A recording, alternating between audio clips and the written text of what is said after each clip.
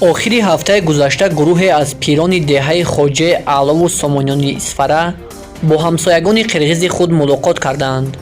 ба иттилои масъулини тоҷик, ин мулоқот бо даъвати сокинону мақомоти пулиси Қирғизистон сурат гирифт, ки ҳадафаш ҳамдигарфаҳмӣ, равобити неки ҳамсоядорӣ ва рафъи даргириҳои марзӣ буд. ин мулоқот дар ҳоле сурат мегирад, ки шаби 27 ва 28 январ дар марзи миёни Исфара ва Қирғизистон даргирии хунин сар зад ва аз дуҷониб даҳҳо нафар захмӣ ва аз Тоҷикистон 2 тан кушта дошт. Асрор Шокиров, вакили деҳаи хоҷаи аълои Исфара ва яке аз иштирокчиёни ин мулоқот, дар суҳбат ба аҷонсии иттилоотии Азия Плюс гуфтааст, мулоқот дар чорроҳаи деҳаи Сомониён, қитъаи 275 метра сурат гирифт, ки як ҳафта пештар маҳз дар ин мавзеъ муноқишаи хунин сар зада буд. Вай гуфт, мулоқот бо даъвати сокинони деҳаи қирғизнишин ташкил шуда ва ду ҷониб даҳҳо нафар шаҳрвандони мулкӣ ва кормандони мақомоти милитсия иштирок карданд. ҳамсояҳои қирғиз ба мақомоти милитсияи Чоркӯҳ пешниҳод карданд, ки шахсони калонсоли деҳаҳои хоҷаи аъло ва Сомониёнро даъват кунанд.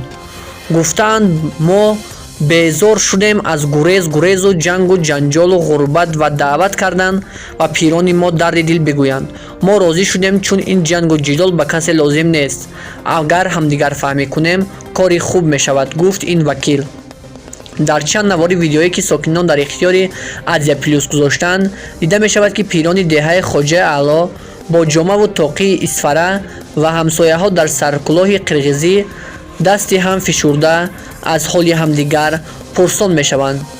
яке аз пирон дар ин мулоқот даст ба дуо бардошта мегӯяд, аз ҷангу ҷанҷоли беҳуда худо ҳамаро нигоҳ дорад ва ҳамин тавр ҳама омин мекунанд. пирони қирғиз аз вазъи фарзандону зиндагии тоҷикон пурсон мешаванд. хабаргузории қирғизии Турмуш мулоқоти сокинони деҳаҳои марзиро таъид карда навиштааст, ки дар он пирони деҳаҳои Куктош, Оксой, Тумшуқ ва сардори шӯъбаи корҳои дохилияи ноҳияи Боткан, Алмазбек Шағамурзаев, сардорони шӯъбаи корҳои дохилии 2 Исфара ва Ворух Анвар Раҳмонзода ва Субҳон Мирализода иштирок карданд. ин вохӯрӣ бо мақсади таҳкими муносибатҳои дӯстона байни аҳолӣ, таъмини амният ва нигоҳ доштани вазъи мӯътадил дар минтақаи марзӣ барпо шудааст.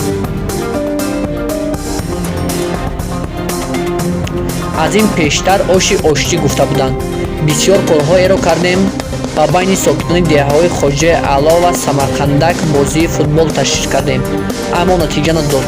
ҳамсояҳо гуфтанд, ки мо ҳам монда шудем. масъалаи замин, роҳ дигарро роҳбарӣ ҳал кунанд. мо халқ дигар баҳс накунем, гуфтааст ин сокини Исфара.